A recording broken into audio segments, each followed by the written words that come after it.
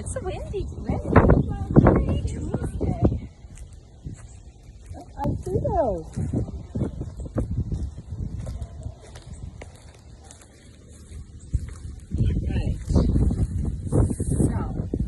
On top of this ground is some mulch. Mulch is just little bits of chipped up wood. So first I want to get the mulch away. Now I see the soil. That's the dirt. So I don't need a big hole like I would need for a tree. I don't need to get my shovel. So I can still use my trowel just to dig a little hole.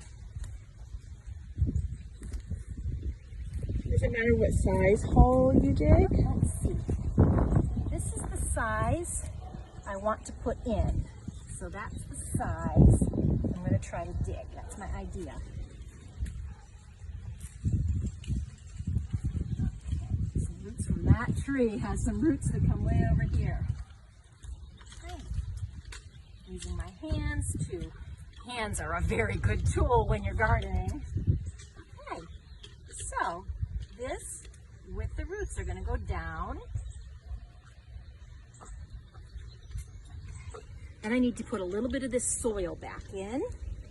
And on top of the soil, I'm going to put that mulch back there. The mulch is just the chopped up wood. Goes back on top. This chopped up wood on top helps keep some of that moisture in. We haven't had a lot of rain lately, so the moisture from all that rain that we had weeks ago is staying in the ground because I have some mulch on top of my soil. So there's a pretty little plant. Now I have disturbed these roots by digging up and moving it to another place. So I'm going to have to put some water on this plant so it can get some root. And it's not going to like it that I have disturbed the roots. And it's going to probably kind of go, like when you haven't had food for a while, it's going to be droopy like this plant.